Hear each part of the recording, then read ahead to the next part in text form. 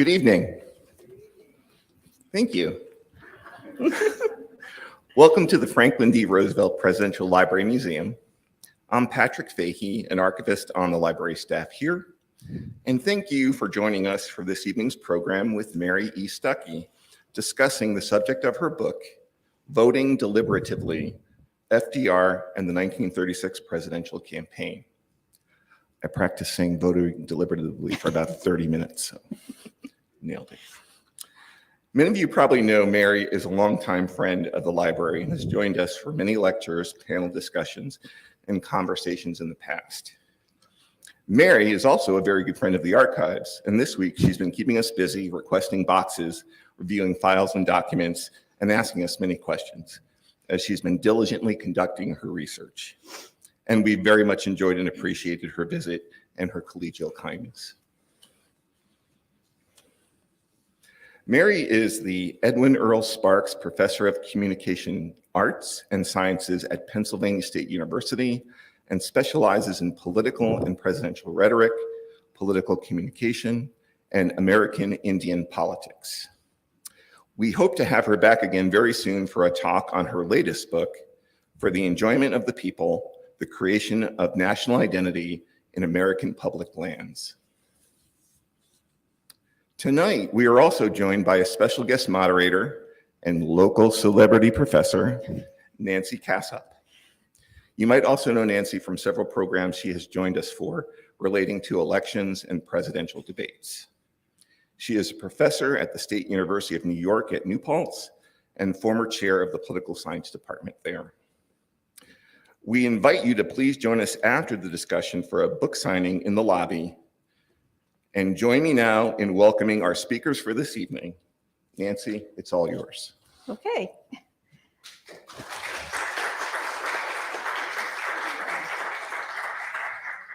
Well, thanks, Patrick, and thanks to the FDR Presdiential Library and Museum and the Henry Wallace Center for hosting tonight's event.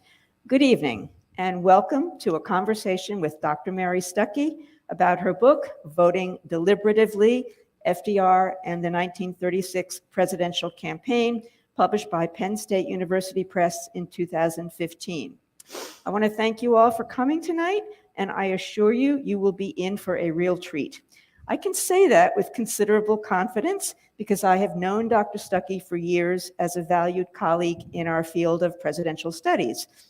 Any event where Dr. Stuckey is a featured speaker is worth attending, filled with wisdom and insight, and plenty of humor too, so pay attention. We'll start the evening with a series of questions that I will ask Dr. Stuckey about her book, and then we'll open up for questions from the audience. I will begin by providing some background information about Dr. Stuckey and a few comments from reviewers about her book to give you a flavor of what to expect. So, as you've heard, she is the Edwin Earl Sparks Professor of Communication Arts and Sciences at Pennsylvania State University. She has an MA and a PhD from the Department of Government and International Relations at the University of Notre Dame, and a BA with honors from the Department of Political Science at the University of California, Davis. As also Patrick had just told you, that she specializes in her research in political and presidential rhetoric, political communication, and American Indian politics. She is the author, editor, or co-editor of 12 books, and is the author or co-author of roughly 80 essays and book chapters. She has received numerous prestigious awards in her field, such as Outstanding Book Awards and 4 Outstanding Teacher Awards, and most recently, an award for being an outstanding mentor. She is outstanding all around. She has also served as editor of 3 journals of communication and rhetoric, and as co-editor of a book series on political communication. She describes herself on her Twitter X account as, quote, political scientist and rhetorician, reader of murder mysteries, gardener, cook, and lover of good wine. Lives and works on the Susquehanna-Lenape land. What her Twitter account does not say, and what you definitely need to know, is that she is the proud owner of a dog named, what else? Franklin. Turning to the book that Dr. Stuckey will discuss tonight, I was doing a little research last night about the book, and I came upon a number of comments by academic reviewers. I happen to be a book reviewer myself for an academic journal, so I read book reviews all the time. And I have rarely seen so many reviewers use so many superlatives about one book. So to say that her book, Voting Deliberatively, received rave reviews would be an understatement. I want to give you just a few examples of some of these reviews just to set the stage. So, Mary Stuckey has once again delivered a remarkable gift to readers across the social sciences and humanities. Weaving together several fascinating strands of archival documents, Stuckey reveals the inner workings of the FDR electoral machine, as well as how the administration effectively created the modern polling subject, a must-read for students of American politics. Next, drawing on multiple archival sources and her own previous research on FDR, Mary Stuckey has produced the definitive account of the 1936 presidential campaign. If anyone wants to trace our contemporary campaigns back to their source, Stuckey's book is the place to begin. I highly recommend this book to all students of the American presidency. One more. Stuckey brings important perspective to the first re-election campaign of Franklin D. Roosevelt and persuasively argues for 1936 as the point at which the nation transitioned from the electoral politics born of Martin Van Buren's genius to the modern campaigns of today. Beyond the interesting story of the campaign itself, this is an important book for understanding the evolution of modern presidential politics. And a couple of data points before we start the discussion might be useful here. In the election of 1936, Roosevelt won the largest number of electoral votes since the beginning of the current two-party system in the 1850s. He carried 46 of 48 states, losing only Maine and Vermont. He won 523 electoral votes to Republican opponent Alf Landon's 8 electoral votes. That means that FDR won 93% of the electoral vote and 61% of the popular vote, with the emergence of the New Deal coalition composed of an unlikely combination of white ethnics, union workers, Midwestern farmers, some Southerners, and intellectuals. And as Dr. Stuckey will explain in detail, FDR's campaign for re-election in 1936 is most notable for the emergence of sophisticated polling and for FDR's masterful use of radio to reach a wide swath of the American voters. So with that background, let's set the stage for tonight's conversation and let's get started. So, FDR, as we know, won the presidency 4 times. Why pick 1936 to write about? What's so special about 1936? Yeah, so the book is titled Voting Deliberatively, which, as everyone has noticed, is hard to say. So why did I do that to all of my friends? I did that because voting's a deliberative choice. It's about deliberating the future of our democracy. And it's both deliberate, but it's also about deliberating. And 36 is the election in which how voters were invited to make their choice, how they were told by elites to think about the act of voting and about the act of choosing democracy, which in 36 was a thing. All of the everything around that changes in 36. And so it's the election, I think, that you want to study if you're interested in questions about democracy. And I am interested in questions about democracy. You argue that FDR and his pollster, Emil Hurja, was pretty much invented public opinion and public polling. What does that mean? So you guys all know who Jim Farley is, right? He's the big postmaster general, and it is the postmaster general who was traditionally the political officer of the administration. And Farley was a genius at a certain kind of retail politics. Farley knew everybody. People wrote him letters, and the letters in the files are things like, "Yo, Jim, you know, this guy who's super important in this county is kind of mad, so maybe you should give him a phone call, or, you know, send him a letter, write him a telegram, make sure that he's on board." And there was this very informal old boy network that reached across the whole country by which people understood how public opinion was going. So you knew how public opinion was because the Pauls all talked to each other. You know, they had long meetings, they would do drinks, they talked about politics in this very informal, these are my people, I know how my people are going to behave. And nobody in the country did that better than Jim Farley. And so Jim Farley is, you know, there was an old saying in politics that as Maine goes, so goes the nation. After 36, Farley was late to have said, as Maine goes, so goes Vermont, right? Because nobody else voted for the Republican that year. But what happens starting in about 33 is Emil Hurya starts looking at public opinion polls as they are being reported in various newspapers. It's not George Gallup. Gallup's doing a little bit of stuff, but it's really sort of scattershot. There's no science. Nobody really knows how polling works. And Hurya invents what we now know as the tracking poll, the polls that take people and see how their opinions change over time. This guy with pen and paper, actually pencil and paper, figured out, he weighted the different polls based on how reasonable and how smart he thought they were, and he was remarkably accurate.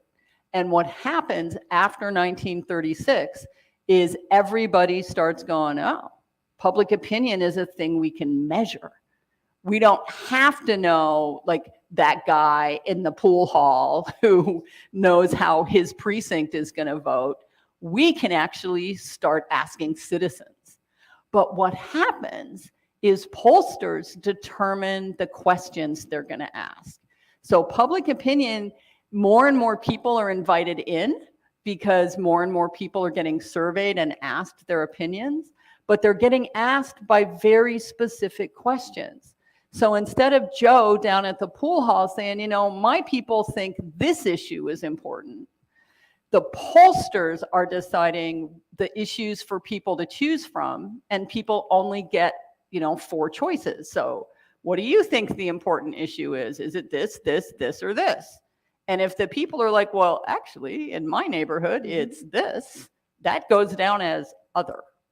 So more and more people are invited in to express their opinion, but the opinion itself is flattened. And so the information that government's getting is better, but also not better. And so, but by 1936, that was also the year of the Literary Digest polling, which turned out to be completely incorrect. And Gallup, who was, as you said, just getting started, his polling was actually dead on accurate. His polling was very good, and other people's polling wasn't. And it doesn't become really famously bad, of course, until Harry Truman, right. And that wonderful election in which, you know, everybody knows he's holding up the newspaper that announces his loss. And what happens there is, of course, as all political scientists teach their students, the pollsters called people. Well, only rich people had telephones. So they forgot to ask all the poor people how they were going to vote. And it turns out there were more poor people who voted. And so polling itself gets much more sophisticated as things go. And Hurya's polling gets incredibly sophisticated. But it all starts in 1936. Right. With Gallup outside the administration and Hurya inside of it. Okay. You also say that interest groups become politically important in 1936. Could you talk about that, please? Yeah, that's super interesting, right? Because we think of interest groups as kind of the fundamental parts of politics, right? How are women going to vote? How is labor going to vote?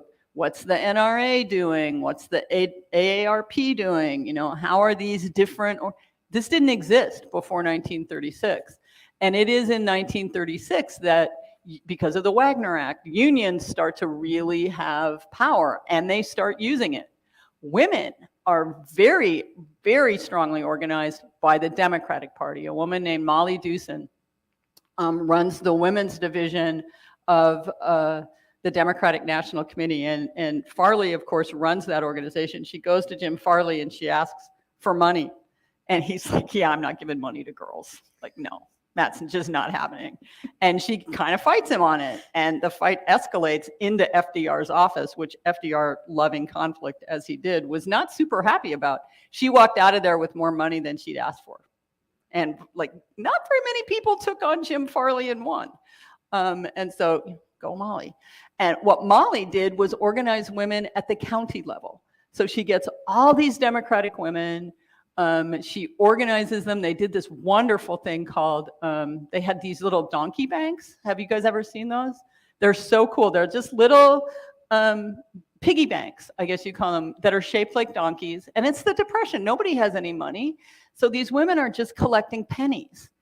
But then they put all their pennies together and they use that to fund their campaigns. And it is the women who really start mobilizing the vote.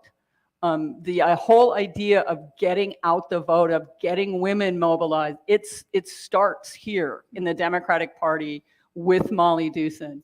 Labor becomes hugely important in organizing and mobilizing voters. There are outreach efforts for the very first time in a Democratic campaign, for sure, to African Americans. Which is a particularly tricky problem for Roosevelt because he's reaching out to African Americans who can vote in the North.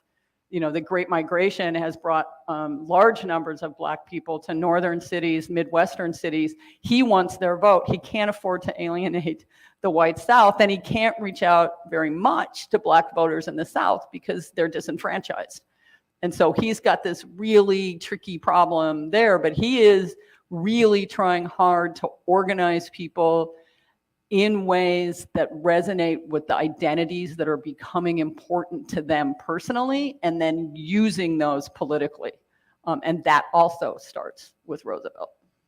And so as a plug for anybody who has not seen the exhibit over in the museum, Oh my God, yes. you must. That when Dr. Stuckey is talking about, FDR's outreach to African Americans, what you'll see in the exhibit is it's a slow process. It doesn't happen right away. But again, I urge that you try to make some time to get over there to see that. And I want to jump in on that too, because it's not one that Roosevelt himself was entirely comfortable with. Mm-hmm. Of course, there was not a vote he didn't want, but the Roosevelt record on civil rights is, as that exhibit makes a lot more detailed than I can, it's uneven, to say the least. Yeah, definitely. What role did religion play in the 1936? I'm sorry? What role did religion play in the 1936 Yeah, so campaign? The important thing to remember about religion in these years is one of the first things Roosevelt does when he gets into office is he says, I think it's time we had some beer, right? And he comes after Prohibition, and Prohibition becomes the only constitutional amendment ever to be rescinded. And the ministers in the country are livid.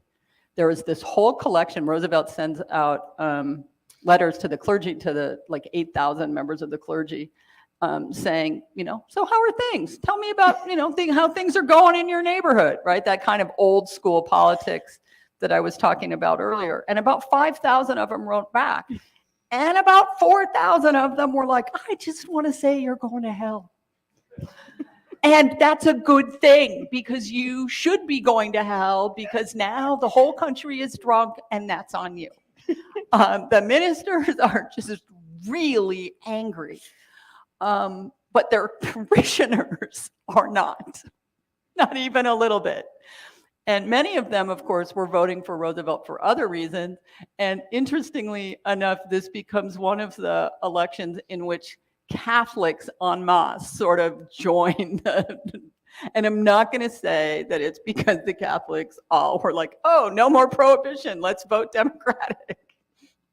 I'll drink to that. But there were a lot of reasons why Roosevelt's programs did not include any form of religious discrimination. The bigotry that was sort of rife for especially immigrant families, Catholics, and non-Protestants of all kinds. The Roosevelt policies made them feel more welcome, and they were on board with the coalition. So you've been arguing that Roosevelt did a lot of work to build up the Democratic Party. Did he rely on the party organization? This is so interesting. I think this whole election is fascinating. So every time Nancy asks me a question, I'm like, oh, this is so interesting. Let me tell you about this. So what he did here is he completely goes through the Democratic Committee, right? He relies on the women's division through Molly Dewson and the stuff that Jim Farley's doing, and Emil Hurria's technically working, I think, for the Democratic National Committee. But he also does these really inventive little projects on the side. His administration does. One of them's called the Good Neighbor League. And the Good Neighbor League was really a nonpartisan, because no, really, it's not about politics. It's about Republicans are also good people, and we should let them help us build a good country too. So he starts a Good Neighbor League, which is sort of community-based and is all about organize your community. And it's about organize your community, do this kind of community help and support, but also, by the way, tell your neighbors to vote for FDR. And so he does this community-based thing on the one hand. He's also got what he calls the Committee of One, which is based on this sort of, so he's got this communitarian thing over here and this completely individualistic thing over here. So depending on which side of the American political spectrum on communitarian versus individualism, there's an organization for you. You, as one person, can be an organization. So you too should join us. And oh, by the way, convince your friends to vote for Roosevelt and the Democratic Party. Because one of the things he's doing by 1936 is, as the Supreme Court is getting a little on his nerves, and as he's really getting on their nerves, and as he's having to deal with the Southern Democrats who are very clear about things they don't want him to do, he is increasingly saying to people, don't just send me to Washington, you need to also send, give me a Democratic Congress, and then I can fix things. So he's making a sort of unified party rule of government argument, which is tricky to make in the American context in these years, because that's not really the political tradition. Presidents don't do that kind of campaigning, and he's careful about it, but he's doing it. So we know that you're a rhetorician. Would you like to talk about FDR's campaign rhetoric? I would so like to talk about Roosevelt's arguments. Roosevelt does 4 things that have really never been done in American politics, not since Andrew Johnson tried it and got impeached. Roosevelt goes out and he makes arguments based on the power of the presidency. In the United States, in the early 1930s, Congress is enormously powerful. The famous people, the people who would go on talk shows, the people who would be well-known, well-regarded, the people who had sort of influence were columnists like Walter Lippmann, and they were members of Congress. They were the big congressional leaders. Those are the people who had political heft. The president was kind of a guy who did administration, you know? And Roosevelt is like, no, it is the presidency that is going to make a difference here. And I, as your president, am going to represent you, fight for you, work for you, but it's not local, it's not regional, it's not state that you should be thinking about, it's national. So he does 2 moves sort of at the same time. He makes an argument for the power of the presidency, but he's also making an argument that politics needs to be importantly national, that we are a neighborhood, we are a whole community of all of the citizens, and that it is wrong to think of yourself as a Georgian. This is a guy who would tell Georgians he was a Georgian because he would stop, over at Warm Springs from time to time. But it's wrong.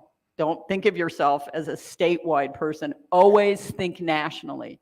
And when you think nationally, you should also think about the federal government, because it is the federal government that is, the state governments are overwhelmed at the Depression. They don't have the resources to help people. The federal government did. And so he's making an argument for the federal government, but also for the presidency above Congress. And so he does that.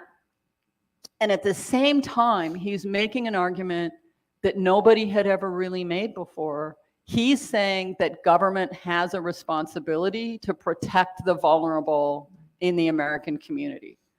The Republicans, Hoover most famously, they were relying very much on the free market. And Roosevelt's like, you know what? The government actually has a responsibility to protect its people, not just, from foreign threats or whatever, but it is the job of the government to protect the vulnerable among us. And of course, during the Depression, that's an enormously powerful argument. So presidency, national, protective, I guess, we might call it paternalistic today, but it read a lot differently in 1936. And the fourth argument is, and all of these things, the Republicans hate them. And the Republicans, by the way, kind of hate you. And so very much it was a partisan argument, but he didn't name names. He never mentions really his opponents. He doesn't go after individuals. He talks about money changers or entrenched wealth or ideologies. So the Republicans always had the choice of not being evil. They too could become, Rooseveltian Democrats and be perfectly pleasant people. Actually, I want to pick up on the point that you made about Roosevelt really increasing the power of the presidency. One of the things that when I discuss the Roosevelt presidency with my students, I often say that he changed the institution of the presidency.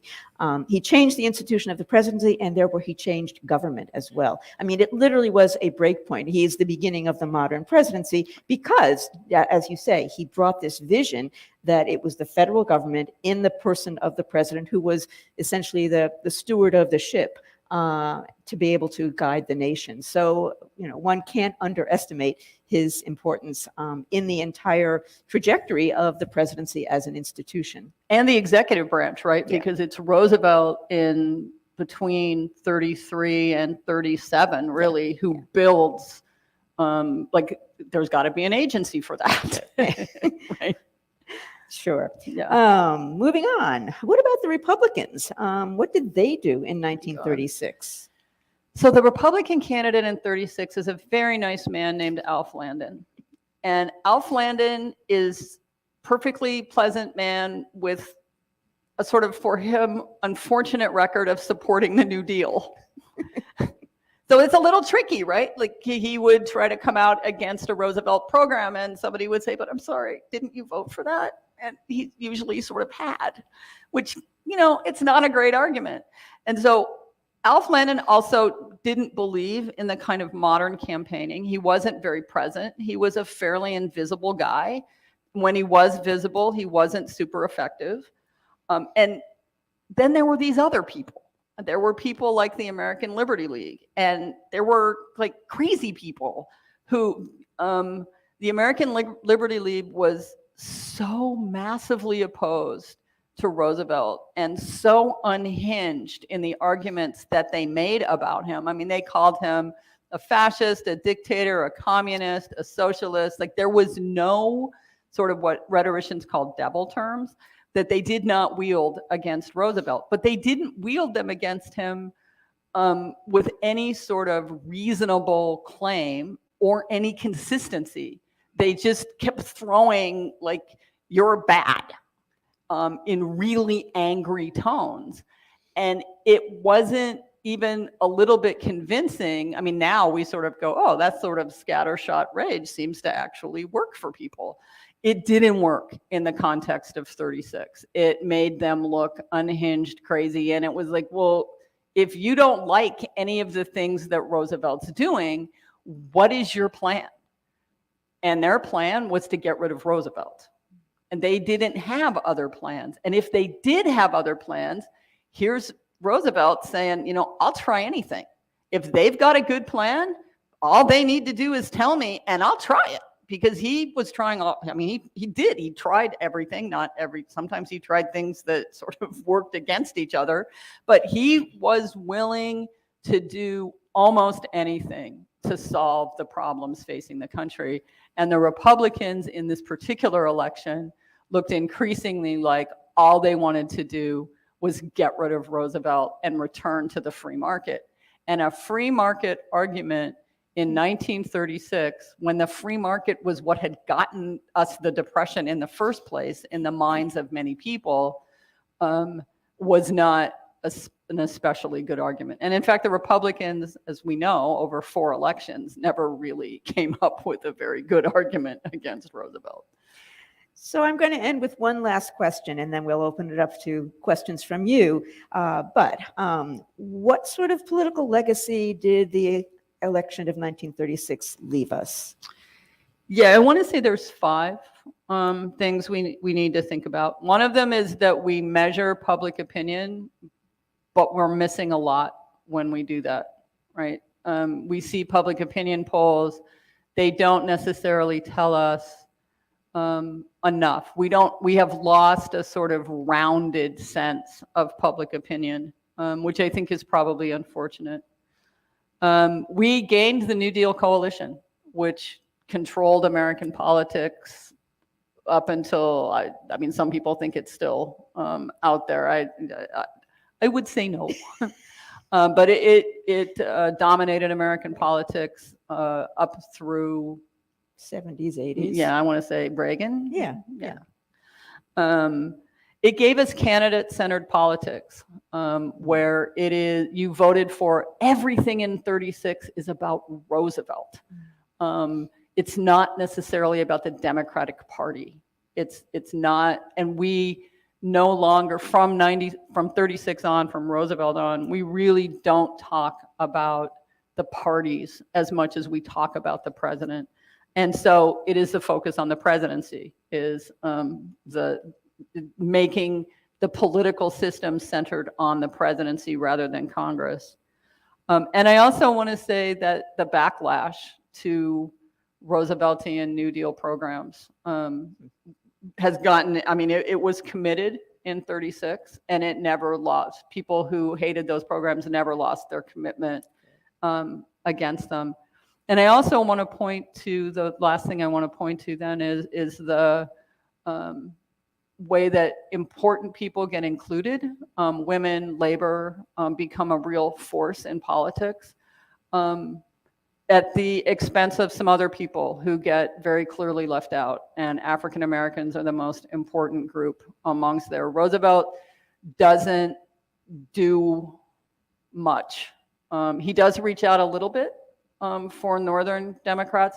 He's got reasons why he doesn't reach out more, but his commitment, Alice Longworth Roosevelt, his cousin, very famous snarky and perfectly delightful Washington hostess, was once asked about her cousin Franklin, and she was not talking about civil rights, but she said, he's 1/3 Eleanor and 2/3 mush. I think about that a lot when I think about him on civil rights, because I think he was 1/3 Eleanor and 2/3 mush. And that legacy as part of our politics doesn't really change until Lyndon Johnson and the civil rights acts of his administration. Right. That was a nice way to wrap up. And so I will turn to all of you. Is there a microphone for the audience members? Okay. So will you walk around? Okay. So if anybody has questions for Mary, please Feel free, go ahead. It's 1936, and both Japan and Adolf Hitler are about to get aggressive. Do either Landon or Roosevelt make foreign policy a focus in their campaigns? No. No. There are intimations out there that in this moment of threats to democracy, right, then it is all the more important to talk about democracy. There's no question but that Roosevelt was specifically aware of the threat, especially Hitler posed. He knew, and he was taking quiet action in the extent that he could. The great debate, of course, over that doesn't come up until much later, with Lend-Lease. And I mean, it takes him years to move American public opinion in the direction of away from isolationism. But it's really, things are so bad at home that he's not really talking about foreign policy. It's a good question, though. Could you talk a little bit about the Supreme Court kerfuffle then, and maybe kind of compare it to the bit of talk about the Supreme Court now? There's always one of you who is trying to get me to just step right into contemporary politics. Actually, I'm going to toss a little bit of this one over to Nancy because she is the expert on the Supreme Court. So Thank you for the question. So what I would, thank you for turning it over to me. So what I would say is certainly between 1934 and 1936, I forget, it was something like the number, I think something like 13 or 14 acts of Congress that were part of the New Deal were struck down by the Supreme Court. And so as Dr. Stuckey has said, this was just incredibly frustrating to FDR that here he was trying to bring the nation back to its economic feet, and the Congress was not being very, Congress was being helpful, the court was not being helpful. The court was known as 9 old men, and so the idea behind the court packing plan, which Roosevelt cooked up, was to try to, for each justice that was over the age, that was 70 and over the age of 70, he would ask Congress for authority through congressional legislation, which is perfectly constitutional. Congress, as we will be talking about in current events as well, Congress does have the authority to be able to change the size of the Supreme Court. It's been changed many times over the course of history, settled at 9. I think it was in 1870s. I've lost when it was, but the point was, it has been at different sizes throughout history. And so for Roosevelt to ask Congress to actually give him the authority to appoint new justices, the deal is that all of the decisions that the Supreme Court was making that were striking down New Deal legislation, they were 5-4 decisions. And so out of 9 justices, what Roosevelt was asking for was the number of justices that were over the age of 70 were 6. So do the math. 9 plus 6 equals 15. So the majority of 15 would be 8. So he knew he had the 4. At least if 4 of the 6 would vote with him, he could get a majority to uphold his legislation from that point forward. The deal is, interestingly, that Congress would not go along with this. And you might say, well, wait a second. Congress would benefit from having its legislation continue to be upheld by the court rather than struck down. Why would they not want to support Roosevelt in this effort to try to pass a new law to change the size of the court? And the answer to that is, as some would say, Congress smelled a rat. That they realized that Roosevelt was doing this for totally political reasons, which is, as we bring it up to current day as well, the proposals to either make for a lifetime, change the lifetime tenure of justices to term limits of perhaps 18 years as one of the time periods that's been floated, or increase the size of the Supreme Court. The answer to that is, well, it was tried once before and it didn't succeed. Congress was not willing to do that. Obviously, the House would not go along with it now anyway, so it's dead on arrival. Again, so then the one last point about this was that after 1936, there was one decision where the Supreme Court, one of the justices that had been the 5th justice to actually vote against the legislation up to that point, switched his vote to the other side. And so it's recalled that that particular decision of the court, West Coast Hotel versus Parish, was about minimum wage legislation in the state of Washington, I think. And in any case, so that particular decision is given the nickname, the switch in time that saved 9.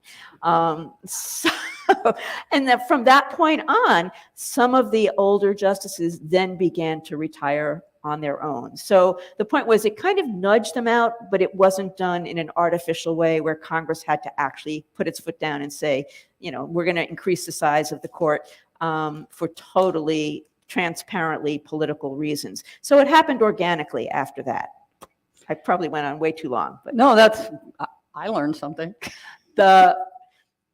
The reason Roosevelt gets in so much trouble with court packing is because he doesn't campaign on it.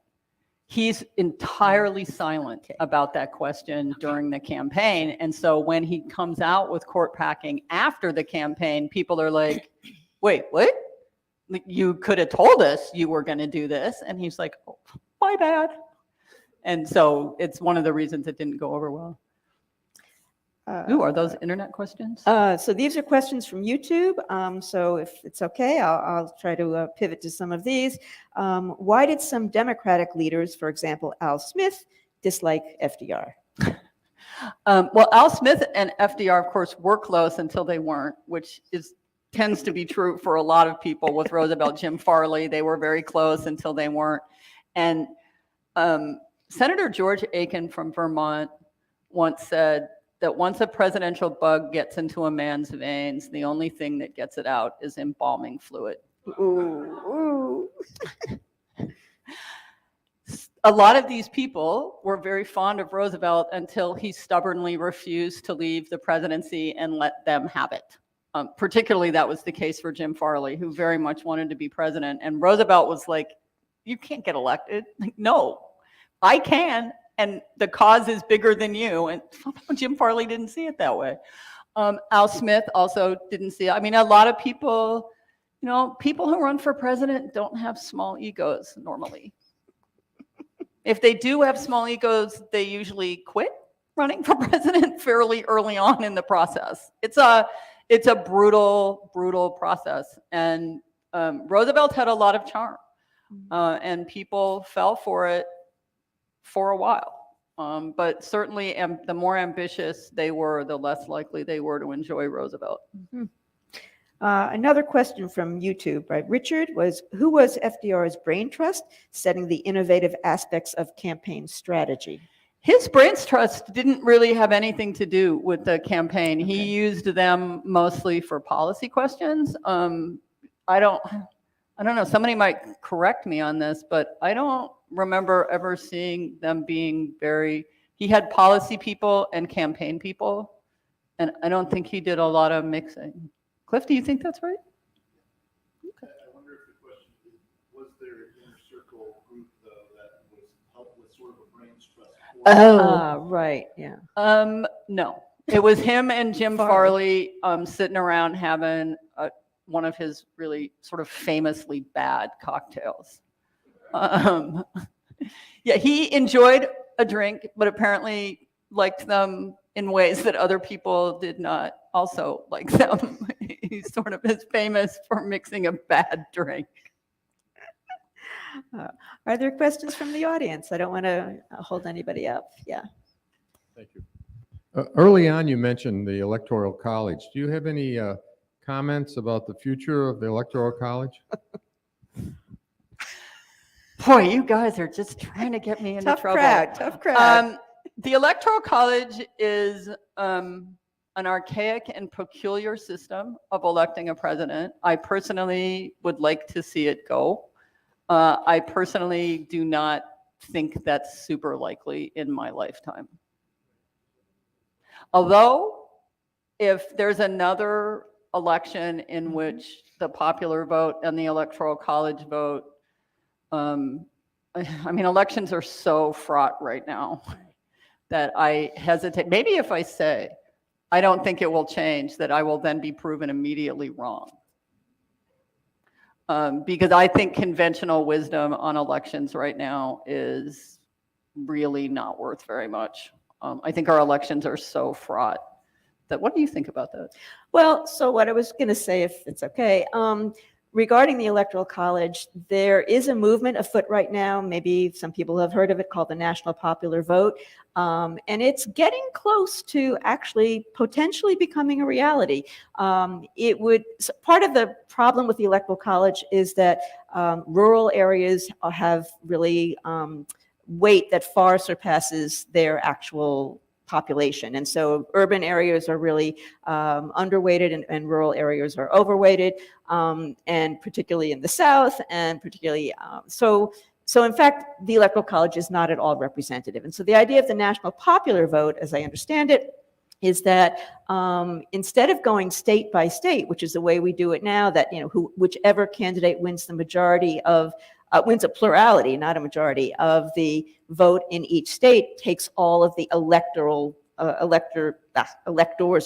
Electoral College members of that state. The national popular vote would that be each state you wouldn't get rid of the electors, but they would be given to the person who wins the national vote. And so, yeah, so because it takes 270 electoral votes to win the presidency, nothing else matters. The only thing that matters out of the 538 electors is to get a simple majority, and that would be 270. So if you were able to sort of amass a number of states that would give their electors or throw their electors to the winner of the national popular vote as opposed to each state, you could get to 270, and it would be reflective of the national popular will, which it currently is not. So I don't know if that was clear, but what It's is complicated. what is the likelihood of it happening? And I haven't looked recently. The national popular vote process could potentially go into effect once enough states that put together their number of electors reach the level of 270. And I believe it's something like 230, 240 or so right now. I mean, it's not far off. And it's voluntary. I mean, it doesn't require an act of Congress, doesn't require a constitutional amendment. It's simply each state can determine how it wants to process its electors in the Electoral College vote. So it is possible. And I think, as Dr. Stuckey said, if the 2024 election is another one of those outlier elections, there will be more and more of a press for this type of change. So, yeah. Hi.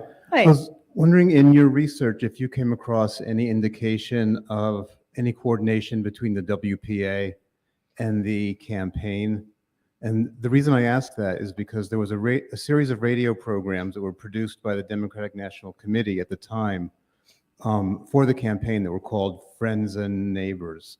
Yeah. And there are copies of the series of recordings, radio broadcasts in the WPA collection at the National Archives.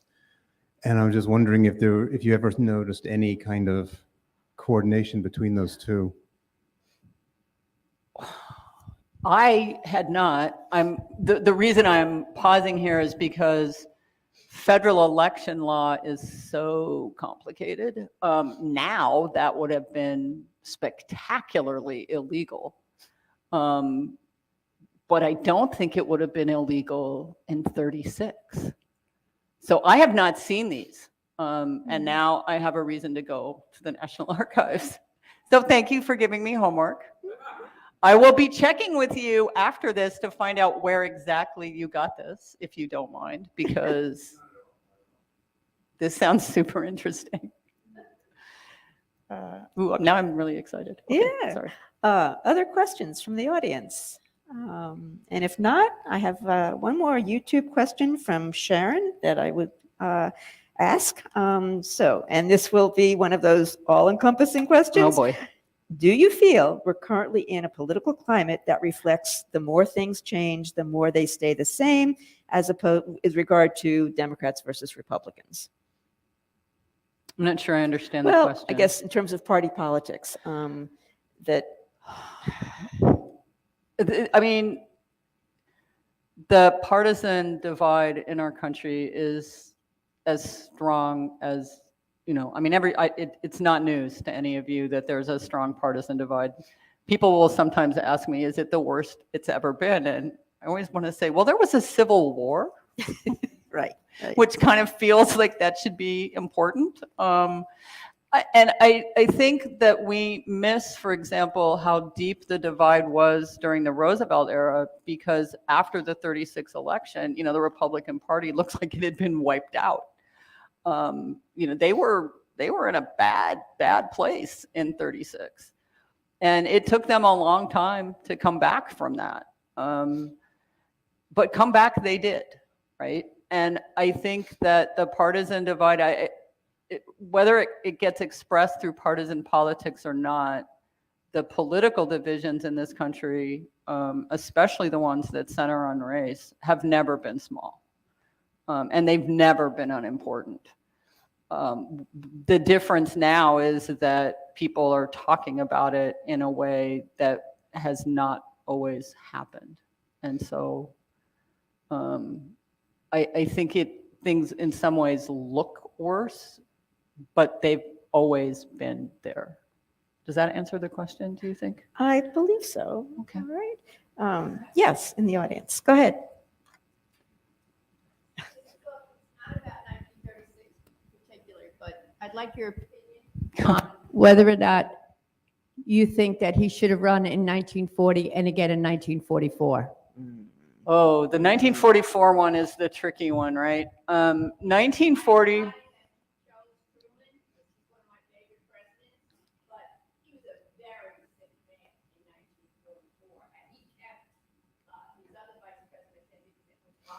Yeah.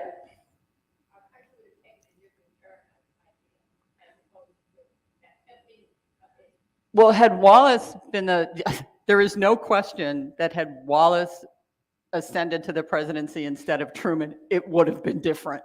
Wallace and Truman were very, very different people. And in fact, African Americans were extremely upset when Wallace was removed from the ticket, which it comes out, I think, very clearly in, again, the wonderful exhibit that the library has put together. I think that the 40 election, he knows there's going to be war, right? And he feels that he looks around and he doesn't see anybody he trusts to get the country through. So I don't have a problem with him. I'm sorry?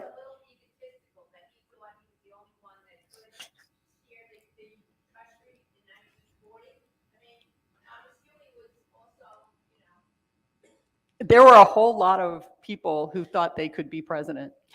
But as I believe I have mentioned, if you have a small ego, you don't usually run for the president. And Roosevelt did not have a small ego.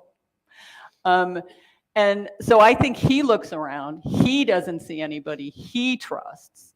He decides to run again. Plus, he liked being president. Like, it's kind of a good job. And the 44 decision is harder because he was not a well man. Did he know how sick he was? I don't know. Did he feel like changing leadership, given the state of the war at that time, was a good choice? Obviously, he did not. Was Churchill there telling him, you by all means should stay? I think so. Because he and Churchill had such a great relationship. I'm going to end this on my favorite Churchill story now that I've brought him up. I love this story. Churchill's visiting Roosevelt at Hyde Park. I think they're in Hyde Park. And, Churchill was not a guy with a lot of inhibitions, especially after he'd been drinking, which was like any time after about 8 a.m. And Roosevelt, who was a very much more inhibited guy than Churchill, knocks on Churchill's door and sort of enters, and Churchill's just gotten out of the bath and he's standing there in the buff, and Roosevelt is appalled and he's like, oh my God, I'm so sorry. And Churchill looks at him and says, "The Prime Minister of Great Britain has nothing to hide from the President of the United States." And that story has nothing to do with the 36 election, but I had to tell it because I love it so much. Thank you all very much for putting up with me. Well, that was a wonderful note to end on. And I hope you will agree with me, as I predicted in the beginning, that you would have a lovely time tonight and you would have the treat of Dr. Stuckey's benefit and her wisdom. With that, I believe she will be signing books outside. If anybody wishes to purchase one or just have a question, feel free to go up and walk to her. But thank you all for coming. Thank you for your attention. You've been a great audience. Enjoy the rest of the evening.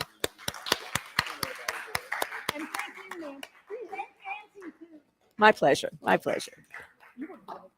No, you were great.